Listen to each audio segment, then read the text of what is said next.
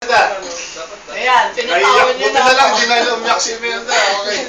Hindi sir, sample ko sa akin. Medyo na ano, sa Lorena. Hindi ka naiiyak. Sige, medyo na. Wala na. Disappoint ako kasi. Okay, disappoint. Na-disappoint ba sa... Malaking ano malaking handle ko yun. Wala na nga. Alam mo yun, George, ang dami na nawala pero kailangan. Kasi nga, talagang pinoprovide niya Lord. So yun, hindi ako nakakalaman. Medyo Kaya sir, ikaw ka na titingin sa tele. Yan, siya. San Lorenzo na kahit anong effort ng mga MDU agents, nagsiservice ka, tapos na wrong timing ka lang sa isang kliyente na hindi ka naintindihan. Ganun na kaagad yung ginawa sa iyo, hindi ko matanggap. Sino gumawa sa inyo? Sana rin ito maayos na. Huwag mo gagamitin to, ha? Hindi, bakit naging dahil? Kasi parang, sir, yun na, parang kinalawang ko na, nawalan ako ng ano. Pero sabi ko, maayos din niya. Ay, biglang sinasagot talaga ni Lord. Nagbigay kagad siya ng benta na alam ko mababa ako ngayon. Pero lagi ko iniisip, kailangan buwan-buwan kumota ako, hindi lang sa sarili ko. Hindi lang dahil sa award, hindi dahil para sa pamilya ko, sa grupo at sa mga boss ko na i-respect nila na Manti, eto ko. At yung ngayon ko lang sasabihin kasi dahil Sir Pwede nga, dinala ko rito, ayoko siya mapahiya. Wala akong sir, di ba from STU? Baga gusto ko improve na kahit hindi ako talaga sa sales, kinaya ko pa rin. Mahirap talaga, mahirap araw-araw Sa sales ka talaga. Huwag mo masyado Ano ka ba? Hawakan muna namin yung Kahit nung araw, kahit wala ka pa dito, nasa sales ka na. Hawakan muna namin sa Ang layo kasi nandinya ko. Ayun, tapos thank you dahil lalo pang dumadami yung broker ko. Sa pagsiservice ko, doon ako nakakakuha. Dahil alam ko matumal talaga ngayon sa lahat ng condo ko, wala ko talagang benta. Nakukuha ko yon sa condo ng iba, puro broker. Thank you kay God. Kaya mo, pag may Aston ka pa, sabihin mo lang. Sorry naman, broker. August goes months, kaya expect. Thank you, Imelda. Kasi ganun ka siyempre ako never seen. Kasi, Ganun na ba yung pag- yes sir, kasi kahit sa prod ko, nakakita ko sa prod. Eh, sa'yo walang ghost. Hindi naman sir. Gosh, man sa'yo. Okay na, meron pa ba? Talagang safe. Si Michelle, kanina pa gusto ko lang.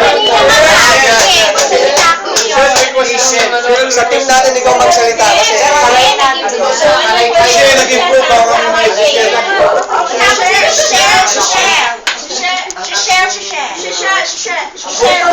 Abot ko ang mundo.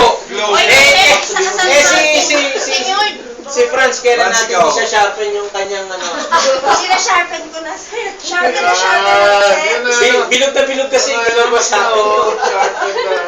Hindi ako pwede mag-diet sir. Iiyak din niya, kala ko ba? Bakit? Paano matanda ang mataba? Maganda naman. Hindi naman sharpen. Wala rin. Yun ang sabi ni Edwin. Sir, ano sumali siya na yun? Oo, pero sumagot. Sabi nila, Ma'am, ganda ang testimony. Hindi, sabi niya. Noodles lang. Hindi na lahat ng mataba. Michelle? Lahat ba ng payat? Huwag na po ma'am, napapamahal niya. May mas mura doon katabi. Kahit tatlo na mapayat, maganda. 150 lang po yata. Aking Sir Ferdy. Alright, thank you sa mga Share. nag-share. Lahat naman kayo connected doon sa amin. So ang nabanggit dito, unang-una, the wrong tool. Binanggit niya yung dull and unsharpened. Hindi naman talaga yung right tool, di ba? Para makat mo lang yung tree makat mo lang mabilis. Hindi siya right tool. So just like having the right tools makes it easier and faster to get the job done. Pag tama yung tool mo. So partly yung kay Jules, tama-tama yung binanggit niya, bago lang siya, unsharpened. Siyempre, hindi niya pa alam kung ano yung... At first, hindi niya alam kung ano yung gagawin niya. Nakarely siya dun sa mga magtuturo sa kanya, people around him, para sabihin sa kanya na ito. And pati si Cynthia, yan, bago din yan. Sino pa yung bago natin? Yan, dumaan sila JC, si Lester, si Zone. Zone, si Francelle, yung mga bago natin, tsaka Sweet. So yung mga yan, hindi pa sila unsharpened pa yun. Diba? Pag pumasok yan, syempre, wala pa yan. Hindi pa natin yan mapapakinabangan dito sa natin. Kumbaga, mag-i-invest muna tayo sa kanila para matuto yan. Tayo yung mga senior dito, tayo yung mga skilled. Meron tayong, alam na natin kung paano natin ma-attain itong Kasi galing na tayo na-experience na natin Ayan, success story di ba? Pagka, di ba dito nga sa sa sales, pagka gusto ng success story yan, si Christine, si Melda, yan, sila Erwin, si Edwin, sila Nelson, si Michelle, yung mga yan. Kasi kayo yung nandito na kayo dati naman dito din tayo sa stage na to, unsharpened, dull. Hindi natin alam, lahat naman tayo naging bago hindi natin alam kung ano yung gagawin natin. So, ganun ka-importante yung natin, yung mga skill na natutunan na natin, mga skills. Rin natin, ma-impart din natin sa natin. Di ba sabi, as iron sharpens iron, man sharpens man. Ganun din yun, yung iron, di ba, pag inaasa mo siya sa iron mo rin siya sharpen. Ganun din tayo, nasa-sharpen din natin yung bawat isa. Kaya nga sabi ko kanina, di ba, encourage one another. And i-encourage natin yung bawat isa. Yung iba dito matatagal na. Kala nyo, maliit na bagay yung makapagsabi kayo sa isang bago na uy, ganito gawin mo. Malaking bagay sa kanila yun. Yung mga nag-start dito, malaking bagay sa kanila yun. Doon sila natututo. Doon sila nakukuha din nila yung strategy. Doon din sila nagiging effective kung paano sila magpe-perform. So, sabi rin kasunod nito nung idugtong ko lang yung kasunod niya.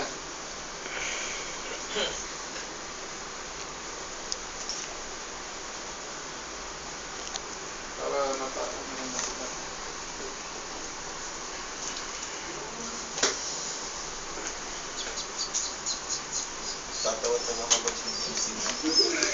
sabi dito, the generous will prosper.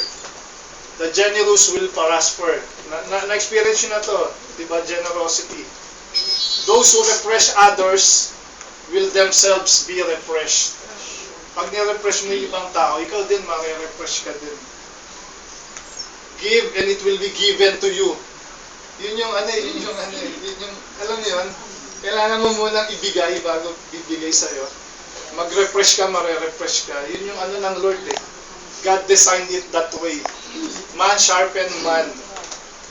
Kaya nga relationship Kaya wisdom yung ini-impart ng sa atin, ng Lord sa atin, wisdom. So the right tools, gagamitin natin, we have the choice to work harder or work smarter. Yung nasabi natin nung nakaraan, di ba, pwede kang mag-work hapon na, anong dadaptan mo, konti na lang, yung admin, tapos na. Pero mag-work ka na maaga, matapos ka na maaga, makakapagpahinga ka rin ng on time, di ba? Kasi yung health mo naman nagsasuffer pag nag-extend ka ng oras dun sa field. Ginagabi ka na, inaabot ka ng traffic, napapagod ka, pero pag nag-work ka naman ng maaga, tapos naman yun, di ba? Na ma-maximize mo yung time mo dun sa field. So, wisdom may not always lead to the easier route, but it will lead you to success. Hindi siya madali. Lahat tayo dito, di ba? Yung ruta natin, mahirap. Hindi siya madali. Ganun talaga kailangan natin ma-experience yung hirap bago tayo makapunta rin sa talaga, sa success. So yun, wisdom. Let's ask God for wisdom para kasi ang wisdom ng God sa relationship